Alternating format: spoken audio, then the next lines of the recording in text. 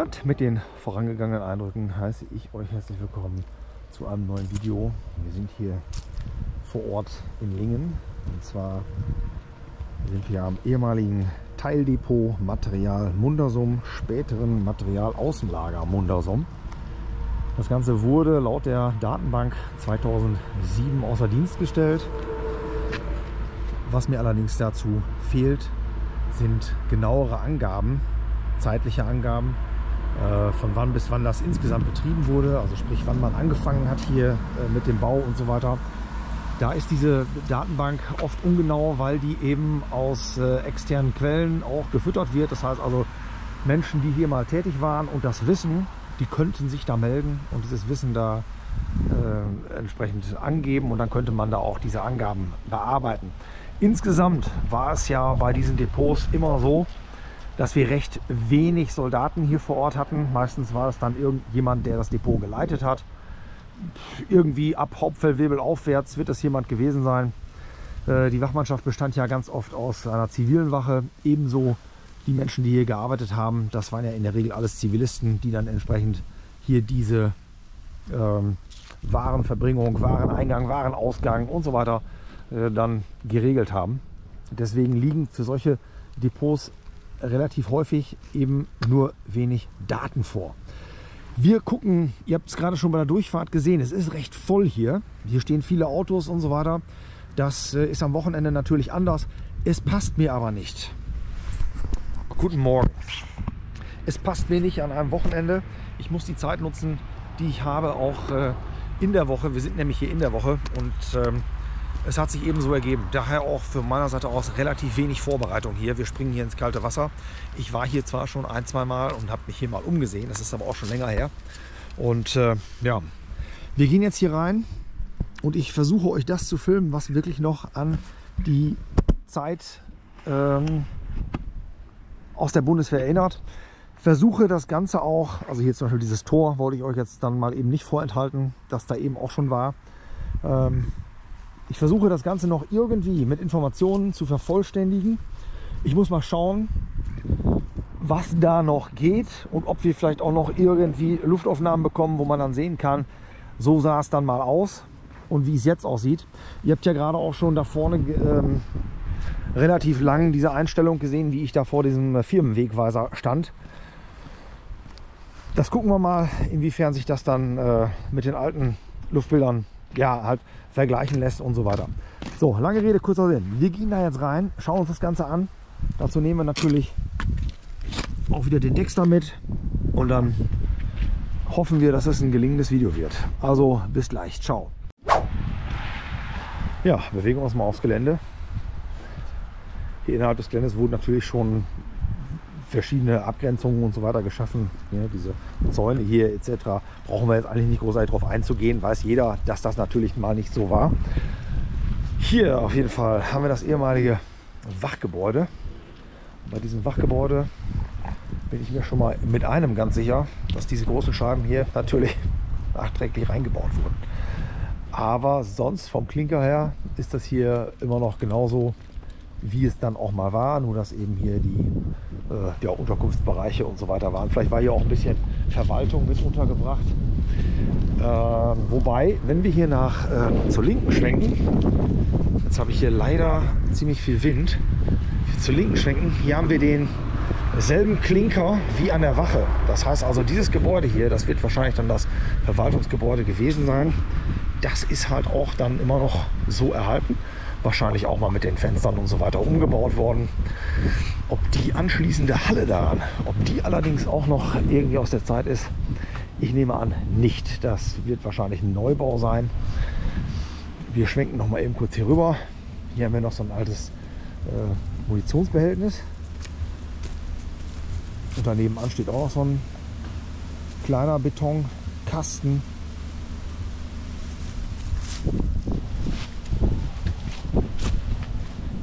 Hier ist noch ein Betonfundament.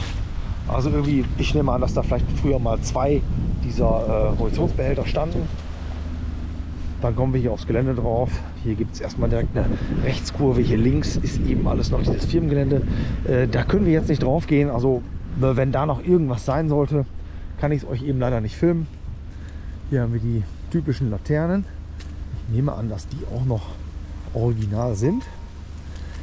Der Bereich hier außen ist sowieso meines Erachtens der etwas interessantere Bereich, weil vielleicht finden wir da noch irgendwo auch ein Postentelefon. Vielleicht.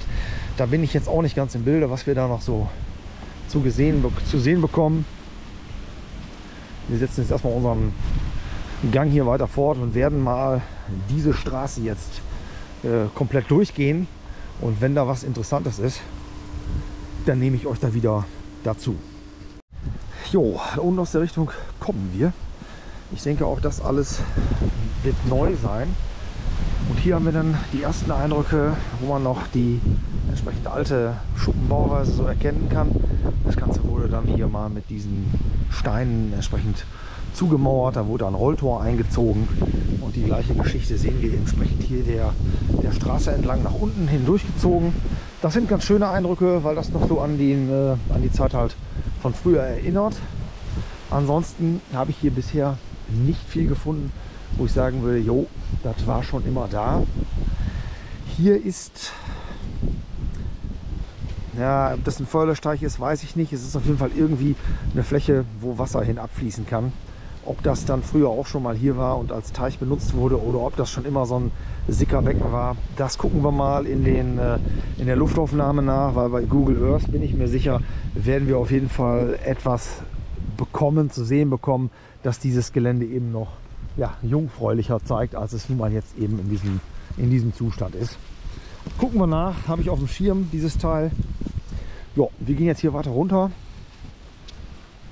Ich gehe jetzt an den Gebäuden noch weiter her und dann gucken wir mal, was wir da hinten noch finden werden. Also hier bei dem letzten Gebäude in der Reihe, da bin ich mir ziemlich sicher, dass wir hier noch das Originaldach auf jeden Fall haben. Das sieht mir so alt aus, auch diese Eternitplatten, die da noch drauf liegen. Das wurde da nicht, das Dach wurde auf jeden Fall nicht erneuert, gehe ich stark von aus. Ja, ansonsten ebenfalls auch der Schuppen halt doch dann baulich verändert und verkleidet. Ich gucke schon immer da in den Wald rein, ob ich da noch irgendwo was sehen kann. Aber bisher hat sich da noch nichts abgezeichnet. Was ich aber machen werde ist, wir gehen da jetzt mal eben durch das Gestrüpp und schauen uns da noch mal eben etwas näher um. Ich nehme euch dann gleich wieder dazu, wenn wir da eventuell fündig werden. Ja, da sind wir schon durchgegangen. War hervorragend. Hund getragen. Ich habe hier nämlich was entdeckt, von dem ich nicht weiß, was es ist, beziehungsweise was es mal war. Das ist natürlich auch eine spannende Geschichte hier. Oh!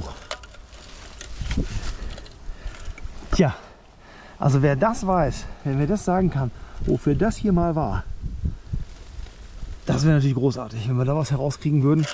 Es ist definitiv aus Zeiten der Bundeswehr. Wir haben hier, ja, wir haben hier nicht eine dieser Trassierstangen dran, die ich neulich schon gefunden habe. Das ist hier so ein anderes Winkeleisen. Hier stand auch mal was drauf. Also in irgendeiner Weise war das auch mal nummeriert, die ganze Geschichte. Interessanter Zeitzeuge insofern, als ich das auch noch nie gesehen habe und nicht sagen kann, womit wir es hier zu tun haben. Spannend. Ich bin jetzt hier noch mal etwas weiter in den Wald reingegangen, genau entlang des Zaunes, den ihr da seht. Dann sehe ich dieses Teil hier. Ich habe keine Ahnung, was das ist. Ob das noch aus der Zeit ist, ob das jemand anders dahingestellt hat, kann ich mir keinen Reim drauf machen. Es ist auf jeden Fall, es ist ziemlich schwer, das Ganze. Ja, man könnte jetzt sagen, da kann man vielleicht drauf sitzen, da kann man seine Füße drauf stellen. Ja, ne? Könnte sein, dass hier unten, ja, es mutet schon wie so eine Art Schlitten an, ne? So, als wenn da so Kufen dran wären. Und das zieht sich hier auch durch, diese Strebe, die geht wahrscheinlich auch bis da hinten hin. Also, wenn mir da einer was zu sagen kann, könnte ich mir schon vorstellen irgendwie, ne? Dass man sich in der Mitte draus lässt, links und rechts die Beine. Also ob das jetzt hier, das in irgendeiner Weise was mit der Bundeswehr noch zu tun hat, keine Ahnung, irgendein Individualbau. Ja, bin gespannt, vielleicht weiß es ja jemand, dann schreibt das in die Kommentare rein. So, nächste Struktur, die wir hier im Zaun außen haben, beziehungsweise innen, wie auch immer man es nennen möchte. Da vorne steht dieses Teil mit der Klappe. In diese Richtung steht der Schlitten. Und dann haben wir hier dieses kleine Türchen. Da ist dann für mich auch immer die Frage, ist das so eine Art Nottor? Weil von der Höhe her 1,50 Meter würde ich sagen, ist das vielleicht hoch. Wenn man hier mal guckt, ja, zum Verriegeln war das natürlich auch mal. Es wäre eigentlich auch merkwürdig, wenn jetzt hier keine Löcher drin wären, ne, um dann ein Schloss vorzumachen. Ist dann immer die Frage, wofür wird es eigentlich genutzt? Oder ist es so eine Art Wildfluchttor dann vielleicht auch, dass man hier hin und wieder mal geöffnet hat, um wild hinauszutreiben? Naja, ob das so gut klappt, weiß ich nicht. Ich mache das jetzt so wieder zu, wie es war. So, spielt eigentlich auch keine Rolle, weil hier kann man ja sowieso frei alles begehen. Ich gehe jetzt auch außen rum, gehe da nicht wieder da durch. Wir gehen da oben hin und dann gehen wir durch den Seiteneingang wieder rein. Ja, also der Weg außen am Gelände entlang ist natürlich auch eine ganz nette Geschichte. Es ist immer noch sehr schöne herbstliche Eindrücke. Allerdings hat es jetzt angefangen zu regnen und es stürmt auch ziemlich stark. Ja, bei den nächsten Videos werde ich wahrscheinlich wieder meinen Media-Mod mit dem Mikrofon nutzen, so dass wir da eben diese Windgeräusche nicht drauf haben. Das war, wie gesagt, jetzt alles ein bisschen sehr spontan heute. Wir sind auf jeden Fall jetzt hier am ehemaligen Nottor oder zweiten Ausgang. Das habt ihr ja vorhin in der Fahrt auch schon gesehen, dass ich, habt ihr nicht gesehen, doch von innen habt ihr das gesehen, mein Gott. Ja, das zeichnet sich eben, stellt sich eben so dar. Das Ding hier ist natürlich auch mal dieser dieses Stabgitter-Türchen. Das ist natürlich auch mal nachträglich reingekommen. Das andere ist war wahrscheinlich kaputt, wie auch immer. Ja, dann gehen wir hier um die Ecke rum. Und hier vorne, wo jetzt diese Krane stehen, hier lag noch ein bisschen mehr von so einem Wall.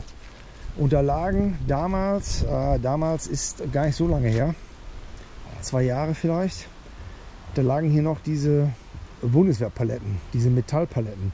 Da waren noch 1, 2 Stück, die steckten da irgendwie so im Sand drin. Sehe ich jetzt hier nicht mehr. Ich meine, die Fläche ist ja auch begradigt worden, von daher werden die das wohl entsorgt haben oder eben einer Eigennutzung zugefügt haben. Ja, hier geht es jetzt rein. So, was ich nicht großartig mehr filmen werde, das sind jetzt Dinge, irgendwelche offensichtlichen Neubauten. Das ist halt uninteressant, brauchen wir nicht. Ich gehe jetzt nur noch auf die Dinge ein, wo ich persönlich das Gefühl habe oder auch der Überzeugung bin, dass das eben noch aus der damaligen Zeit ist. Hier oben haben wir noch eine weitere Schleife. Die kann ich ebenfalls nicht befahren. Ihr seht es, es ist Betriebsgelände. Und ich glaube, genau, das ist die Firma, wo wir vorhin auch da hinten ans Tor gefahren sind. Die haben sich also hier dann komplett abgeschottet, ohne das jetzt negativ zu meinen, aber die haben nun mal ihr Betriebsgelände geschlossen. Ist ja auch völlig in Ordnung. Gehen wir nicht her. Kann ich dann auch jetzt natürlich nicht darauf eingehen, welche Schuppen da eventuell noch aus der Zeit der aktiven Nutzung stammen. Ich gehe hier weiter und wir gehen jetzt diese mittlere Schleife, das geht hier vorne gleich rechts ab, da gehe ich durch und falls ich da noch irgendwas Interessantes sehe, nehme ich euch wieder dazu. So, direkt das erste Gebäude um die Ecke rum, Zaunsysteme Emsland, die haben auf jeden Fall auch diese Schuppenstruktur beigehalten und weiter genutzt, entsprechend umgebaut. Diese ganzen Bereiche im linken, das sind natürlich alles Neubauten. Das hat dann auch nichts mehr mit dem ursprünglichen zu tun. Ja, dann haben wir hier, sagen wir mal, Glück. Hier ist dort der nächste Schuppen, der umgebaut wurde. Hier steht jetzt kein Firmenbezeichnis, keine Firmenname dran. Das ist auf jeden Fall die Nummer 16. Mal gucken, ob diese Nummern mit der Nummerierung übereinstimmen, die vielleicht auch früher sogar mal hatten. Ob man das noch rauskriegt, das weiß ich natürlich leider auch nicht. Hier vorne das nächste Gebäude macht mir auch stark den Eindruck, als wenn wir hier einen der modifizierten früheren Lagerschuppen haben. Ja, das erkennst du natürlich auch nur, wenn du weißt, wie es mal aussah. Ne? Dann ist das schon so im Endeffekt auf diesem Prinzip neu aufgebaut oder eben auch verkleidet worden. Jo, da vorne, das sieht auch ganz interessant aus. Hier scheint es so zu sein, wenn wir hier mal durchgucken, das Gebäude geradeaus. Das sieht so aus, als wenn das auch noch wirklich, könnte sogar das Original sein, mit dieser Blechverkleidung rechts, das passt wohl. Und dann hat man, der Hund schüttelt sich und dann hat man eben da vorne einen neuen Vorbau dazu gesetzt, ein für die Firma wahrscheinlich funktionaleres Teil. So, jetzt fängt es noch stärker an zu regnen. Ich schalte das jetzt mal eben wieder aus. Aus der Richtung kommen wir. Da war jetzt noch eine Halle, die habe ich euch nicht gefilmt, weil es dermaßen geregnet hat. Das machte einfach keinen Sinn. Jetzt habe ich hier nur eine Geschichte. Hier haben wir neuen Asphalt aufgebracht. Ich könnte mir schon vorstellen, dass es diese Verbindung früher gar nicht gab. Werden wir aber anhand eines Luftbildes dann noch abgleichen. Was dann wiederum auch heißen könnte, dass die Laternen, die wir hier sehen, in dieser Bauweise gar nicht eben aus der Zeit sind, sondern da dann später hinkam, dass man die vielleicht mal ausgewechselt hat. Weil da vorne, wenn hier kein Weg war, keine Straße war, wird dann natürlich auch keine Laterne gestanden haben. Das Ganze, ja, schauen wir mal, ob wir das noch auf einer älteren Google Earth Luftaufnahme vernünftig erkennen können. Ich bin da aber guter Dinge, dass sich das vernünftig abzeichnet. Ja, hier vorne rechts sehen wir dann ebenfalls wieder noch so eine Halle. Und ja, ich glaube, dass wir hier auch relativ durch sind. Das heißt, ich gehe jetzt gleich noch mal da geradeaus und in diesen Wendehammer nach rechts, um mal zu schauen, ob man da am Waldrand noch irgendwas erkennen kann. Und dann schalte ich euch wieder dazu. Und mit diesem letzten Eindruck beende ich dann auch das Video. Ich gehe davon aus, dass wir hier so eine Art improvisierten Anfahrschutz haben. Das liegt nämlich hier genau an der Hauptwache und ist da mal irgendwie mit gelber Farbe markiert worden. Das sieht man ja auch gerne mal als Formteil aus Beton. Das Resümee. Hier gab es jetzt nicht mehr viel zu sehen. Andererseits, wie ich das schon so häufig sagte, vor allen Dingen, wenn es nicht viel zu sehen gab, es gehört eben auch zu dieser Liegenschaftsgeschichte dazu. Ich habe es jetzt, ich denke, für das, was man gesehen hat, habe ich es ausreichend dokumentieren können. Ich hoffe mir da noch ein bisschen mehr, dass ich euch da noch ein bisschen mehr zeigen kann. Vielleicht kommt noch was aus dem Off. Müssen wir dann schauen, dass ich entsprechende Karten noch habe. Vielleicht hat der Manfred von relikte.com da auch noch ein Ass im Ärmel auf seiner Seite. Habe ich nämlich bisher noch nicht geschaut, ob wir noch irgendwelche Informationen über das Gelände hier haben. Dafür war es, wie gesagt, einfach viel zu spontan, viel zu kurzfristig die Geschichte. Ich hoffe dennoch, euch hat das Ganze hier gefallen. Lasst mir gerne ein Abo da, unterstützt meinen Kanal, indem ihr eine Kanalmitgliedschaft abschließt. Schreibt was Zielführendes in die Kommentare, immer sehr wichtig. Und ich wünsche euch alles Gute und bis demnächst. Ciao, Kakao. So, dann machen wir auch noch mal eben ein bisschen was aus dem Off. Und zwar ist das jetzt alles vielleicht ein bisschen durcheinander. Ich habe das nicht geskriptet. Es gibt so ein paar Dinge, die mir gerade eingefallen sind. Und zwar hatte ich gestern noch ein Gespräch mit dem Manfred. Herzliche Grüße, Manfred, an dich zunächst einmal. Der hatte mir dann gesagt, dass ihm da zu diesem Depot eigentlich auch kaum etwas bekannt ist. Die Quellenlage ist da wirklich sehr dürftig. Was allerdings schon mal, oder was ich mal anmerken muss, ist, das Teil wurde ja vorher unter Teildepot Material Mundersum geführt und das sind die typischen kalte Kriegsausdrücke. Das wurde dann eben danach, irgendeine Reform, wie auch immer, nach dem Kalten Krieg, dann alles nochmal wieder umbenannt und deshalb hatten wir dann letzten Endes oder die Benennung das Materialaußenlager in Mundersum. Und jetzt gibt diese Standortdatenbank, die ist eben wie gesagt recht ungenau. Da steht dann, wurde am 31.12.2007 aufgegeben. Das ist natürlich kompletter Blödsinn, denn wir haben ja hier schon ein Bild von 2004 und da sehen wir ja schon, dass auf dem Gelände entsprechende andere Bauten vorhanden sind, neben den Originalbauten der Bundeswehr und dass wir auch entsprechende Strukturveränderungen schon haben. Jetzt ist das so, dass wir aber die Angabe haben, dass warten Sie, dass das Materialaußenlager bis zum 30.09.1994 in Dienst war. Und das kann natürlich gut sein. Das Materialaußenlager in Lengerich, das war ja bis 98 in Dienst. Das hat halt wahrscheinlich noch einfach 4 Jahre länger bestehen dürfen. Und dieses hier, könnte ich mir vorstellen, wurde wirklich schon dann 94 geschlossen. Ich weiß noch, das kam mir gestern die Erinnerung, als ich da vor Ort war, dass ich, als ich mal als Subunternehmer eines Quelle-Möbellagers da in der Gegend unterwegs war und auch DHL Sperrgut ausgeliefert habe, dass ich da auf dem Gelände auch schon drauf war. Und das war schon vor 2004. Das muss so 2003 die Ecke gewesen sein. Und ja, wenn man sich das jetzt mal beguckt, wie das da auf dem Gelände aussieht, so ein Gelände, beziehungsweise auch Neubauten auf so Geländen, die passieren natürlich nicht kurz nach der Schließung. Für gewöhnlich steht sowas ja erstmal irgendwie 2, 3, 4, manchmal auch 5 Jahre still, ist verlassen quasi, aufgegeben, bevor dann irgendjemand das dann kauft und das halt einfach einer Konversion unterzieht. Ja, so sieht das aus. Und deshalb seht ihr halt hier auf dem 2004er Luftbild auch schon diverse Veränderungen. Da sind halt auch diese grün bedachten ehemaligen Polschuppen oder ihr seht auch Dinge mit weißen Dächern.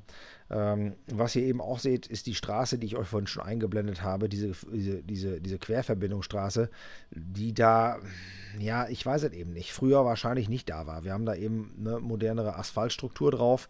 Das passt nicht zu der Wegestruktur, die wir da sonst in dem Depot hatten.